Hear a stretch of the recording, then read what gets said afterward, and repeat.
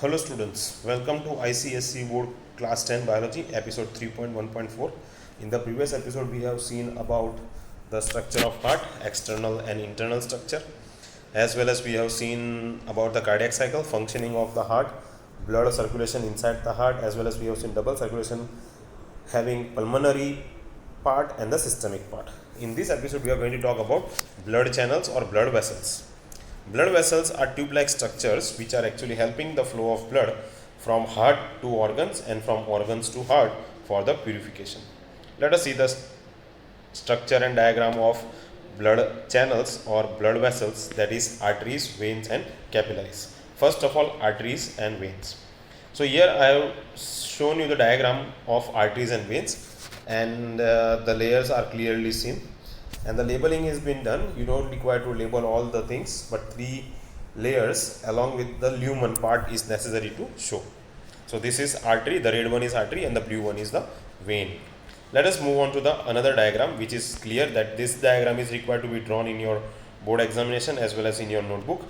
It shows external wall, middle wall and the internal one. The external one is known as tunica externa, the middle one is known as tunica media, and the internal one is known as tunica interna.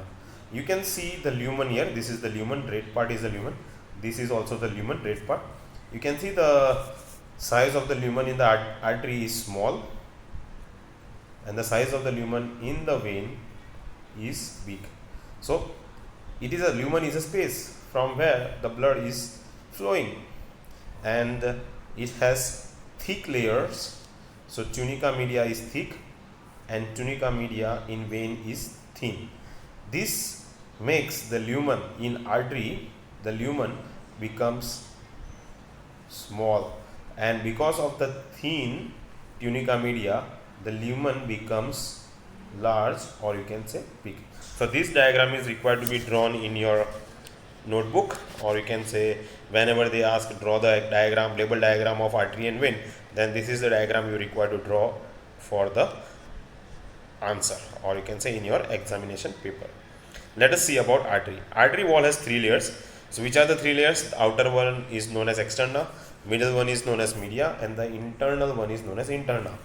It is given as a name tunica adventitia, tunica media and tunica intima. Tunica adventitia is the external covering, or you can say strong outer covering, composed of connective tissues. It has collagen fibers and elastic fibers. These fibers allows it to stretch to prevent over expansion due to the pressure that is exerted on the walls by the blood flow. Now why the arteries are in the pressure? Because arteries are connected to aorta and aorta is connected to the heart. So that means if I draw the diagram, then this is the 4 chambers of the heart. From the left ventricle, aorta arises. This aorta is directly in contact with the heart's ventricle. So pumping of ventricle will force out the blood from the aorta, from the ventricles to the aorta, and aorta is then divided into arteries, different arteries, supplying oxygenated blood to the different organs of the body, and that's why it remains under pressure. So here, so these collagen and elastic fibers allow it to stretch to prevent over expansion due to the pressure that is exerted on the walls by the blood flow. Second one, the middle layer is tunica media. It is the middle layer of the walls of both arteries and veins, composed of smooth muscles and elastic fibers, and this layer is thicker in artery. So artery possesses thick tunica media, while vein tunica media is thin. So you have to remember that in veins tunica media is thin, while in artery tunica media is thick. So this is the difference between the artery and vein, structural difference between artery and vein. So this media, tunica media, the middle layer of the artery which is thick, makes the lumen small, and in the veins, tunica media is thin, which makes the lumen large. So this is the structural difference between arteries and veins. They sometimes ask difference between arteries and veins in the bracket, structural difference. So first one, number 1 for artery, number 1 for vein. This is for artery, this is for vein. So in artery you can say tunica media is thick. In vein, tunica media is thin. So that is the first difference. Second difference between artery and vein. Second difference, lumen is small. Why lumen is small? Because tunica media is thick. Number 2, in veins, lumen is large. Why lumen is large? Because tunica media is thin. So this is what the difference between the arteries and veins, structural difference between arteries and veins. Let us move on to the internal part, that is the tunica intima or interna. It is the inner layer of arteries and veins and is composed of elastic membrane lining smooth endothelium that covers by the elastic tissues. So the inner layer of arteries or veins, it is endothelium. So this is about arteries. Veins also possess the same sort of a thing. Again, I am showing you the diagram along with the capillaries, so you can compare between arteries, veins and capillaries.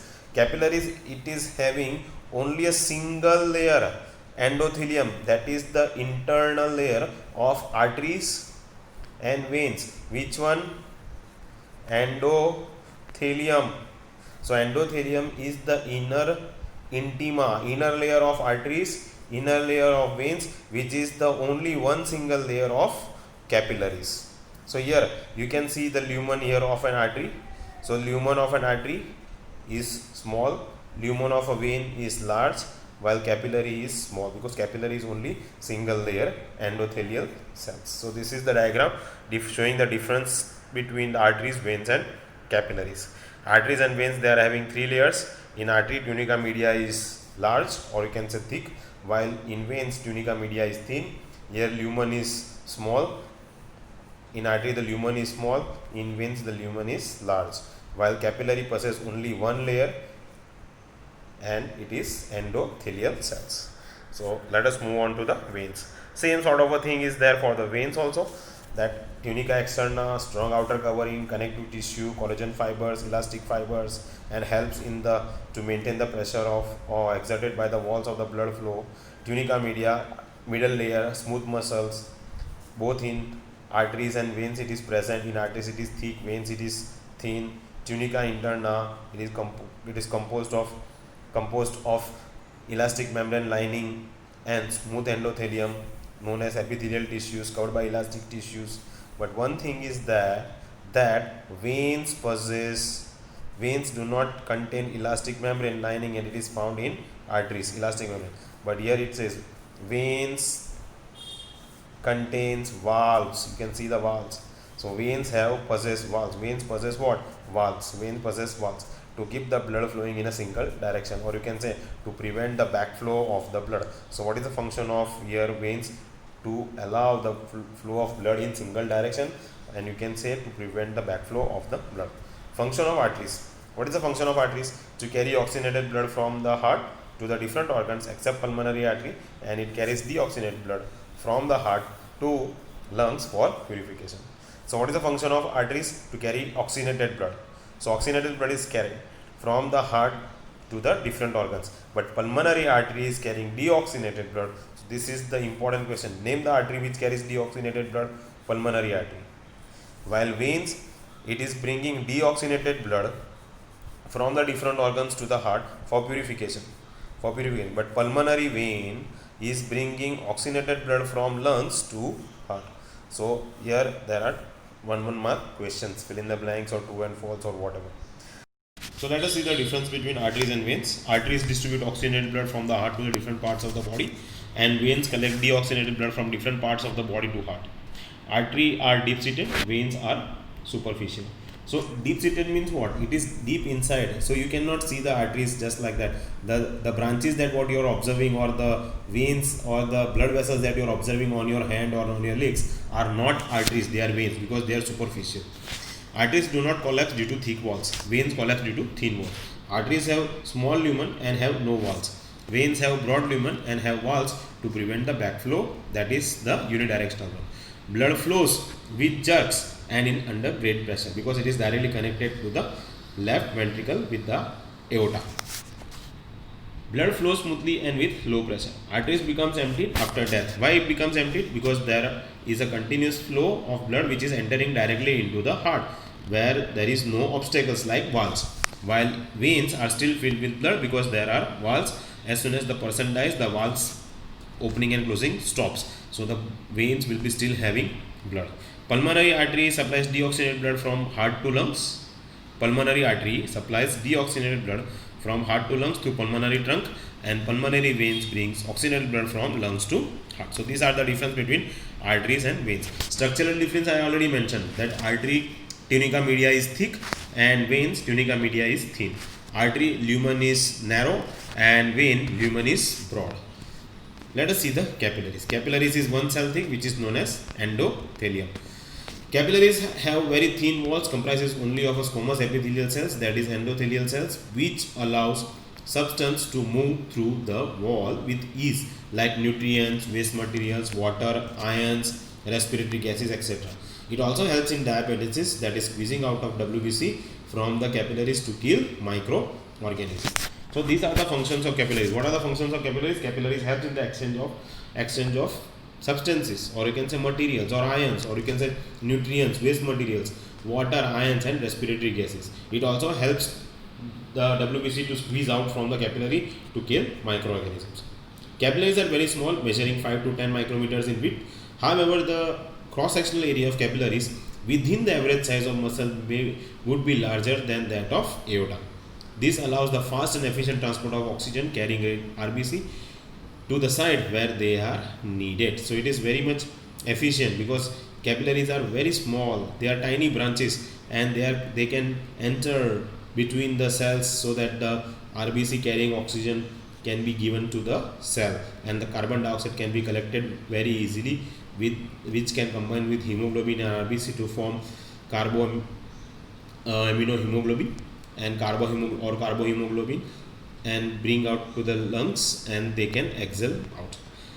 So these are about what? Capillaries. Now arteries, veins and capillaries are also organs. They also requires oxygenated blood and deoxygenated blood to be removed. This can be done with the help of vasovasorum. So they are the vessels which supply blood to the walls of arteries and veins. Arteries and veins are organs, so they also require oxygenated blood because they are also functioning. So this can be done with the help of vasovasorum. So what are vasovasorum? They are the blood vessels which supply blood to the walls of arteries and veins. Let us see the principal arteries. Actually this topic is not there in your syllabus, but then also I have mentioned few things are there which require to be known to you, because there are 1 mark questions related to this one. Principal arteries: left ventricle pumps out oxygenated blood into a 3 cm thick vessel known as aorta. So that is 1 mark question. Pulmonary aorta carries blood from right ventricle to lungs for purification. Coronary artery supplying oxygenated blood to the heart wall. Brachiocephalic artery to the head and the forearms, this is not needed. Phrenic artery to diaphragm, not needed. Celiac artery to alimentary canal, and gastric to stomach. Common hepatic artery to liver, and splenic artery to spleen. So 1 is important. So this one is important for the examination point of view because it supplies oxygenated blood to the heart. Then brachiocephalic 2 is not needed, 3 is not needed, 4 is not needed, this one is not. Renal artery supplying artery to the oxygenated blood to the kidney. Genital artery to the male and female gonad, not needed. And common iliac artery to the hind limb is not needed, but other things are there. So you have to, this is just, others are just for your knowledge, that there are not only 2 or 3 arteries, there are many arteries supplying oxygenated blood to the respective organs. So in your syllabus 2 are there. 1 is hepatic artery, which I have not mentioned here. So here coronary artery supplying oxygenated blood to the heart walls, renal artery supplying oxygenated blood to the kidney, and hepatic artery supplying oxygenated blood to the liver. So that is important. Principal veins: the blood for anterior parts of the body blood from the anterior parts of the body is brought to superior vena cava. Similarly, blood from the posterior part of the body is received by posterior vena cava or inferior vena cava. So from the upper part of the body, superior vena cava. From the lower and the middle part of the body, inferior vena cava. While renal vein receives blood from the kidneys and carried to the IVC. And coronary sinus carrying deoxygenated blood from the walls of heart to the right auricle. So these are about the principal arteries and veins. Let us see the portal system. Now what do you mean by portal system? is a part of circulatory system where the circulatory system starts with capillaries and ends with capillaries. Usually what happens? Arteries, capillaries and veins. But here starting from capillaries and ending with capillaries without the involvement of heart. Now if you see the original one, the original starts from arteries, then capillaries and veins. Arteries and veins, between them there is an organ which is heart. So heart is involved in the whole circulation. But here in the portal system, it starts with capillaries. It starts with capillaries and ends with capillaries. No heart is involved. So involvement of heart is not there.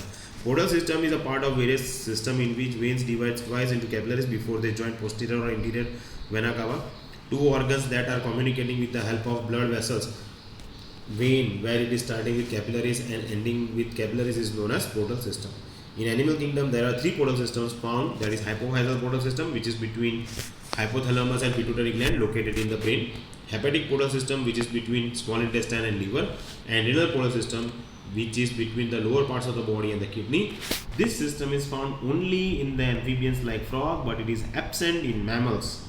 So mammals doesn't have this system. Why? Because their kidneys are very well developed compared to amphibians. So this is the portal system. I hope you understood about portal system, because they ask, what do you mean by portal system? Portal system is a part of a circulatory system where it starts with circulation starts with capillaries and end with capillaries without the involvement of heart. So that is a portal system. And how many portal systems are there? Three of them. Which are they? Hypophyseal portal system, it is between hypothalamus and pituitary gland located in the brain. Hepatic portal system, which is between small intestine and liver. Renal portal system, which is between lower parts of the body and the kidney. And this system is not found in mammals. Why? Because their kidneys are very well developed, but it is found in amphibians like frog. Okay, let us move on to the another one. Hepatic portal system. This portal system is there in our syllabus, so we have to study. We don't have these two. First one and third one is not there in our syllabus, so we are going with the second one, hepatic portal system.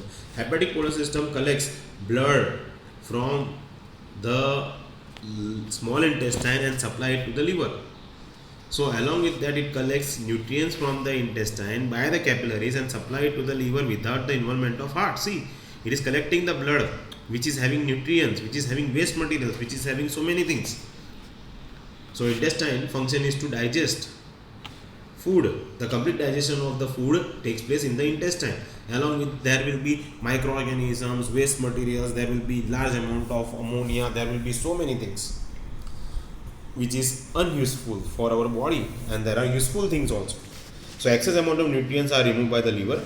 Capillaries rejoins and form veins which open into inferior vena cava. So importance of hepatic portal system: removes excess of glucose from the blood by converting into glycogen, and it is stored in liver and muscles for the immediate use.